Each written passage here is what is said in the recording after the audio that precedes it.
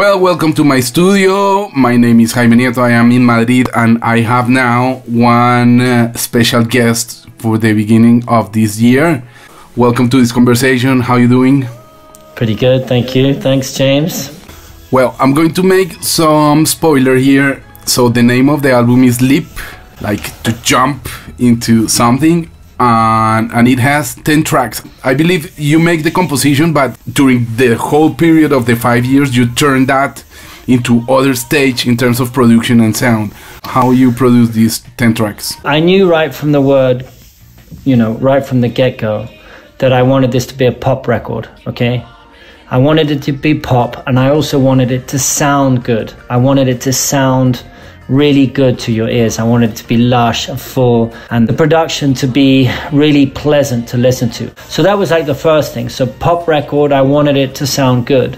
And then what happened was, I recorded a lot of these tracks before lockdown, but they just weren't up to scratch. I really wanted to craft them and try to compress them as much as I could so that I took away everything that just didn't need to be there. So in the beginning, most of the songs sounded like a bad pop band where the song starts and everybody plays at the same time, right?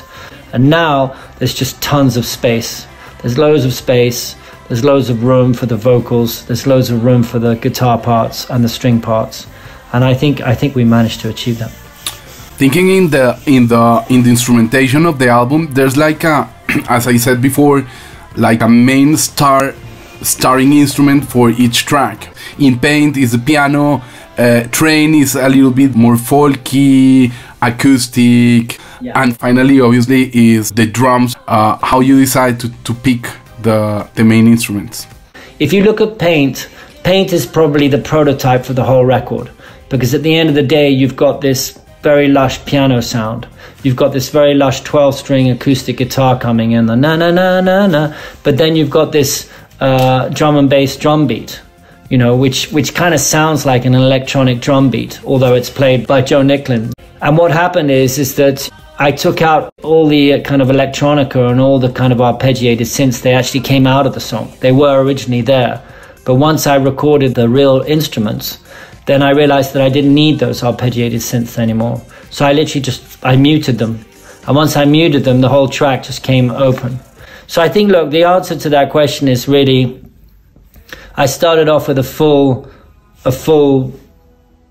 array of instruments, and then the song itself would kind of lead me through to what I would pull out. And then usually I would be left with guitar, piano, but hopefully also a lot of space. Something really close to what you were talking about happened with Finally, because I was watching the tutorial that you post on Instagram a couple of weeks ago, and the rhythm was like really straightforward, like it's the ballad of the album, but the drums, I believe you changed like the tempo and the drum structure. I thought that the song had a lot of potential, but I didn't understand why it wasn't working.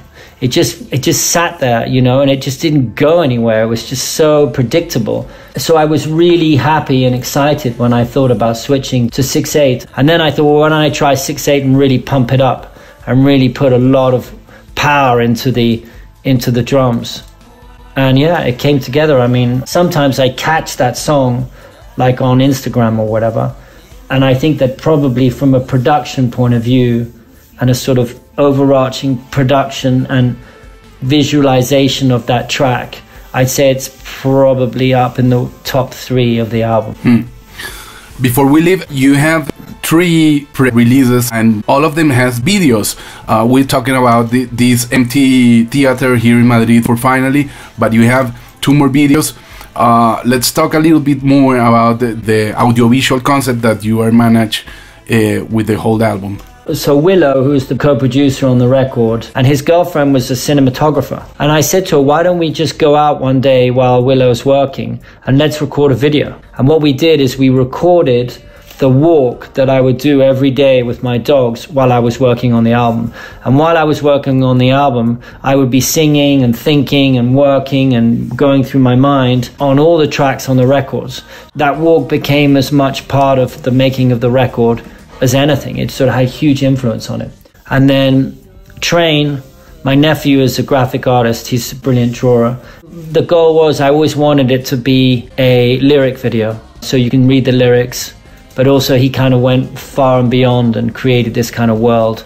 And it has like a very universal perspective. So when the video ends, you see the planet go into the universe like that, and it's pretty cool. Thank you, Tone, for your time and for these tracks and for all the work that you were doing with these songs. When it's going to be released? It's March. Great. I will invite you, everybody, to follow the Instagram and the social media networks, because there's many content happening there. And see you next time. Adios. Bye. Ciao.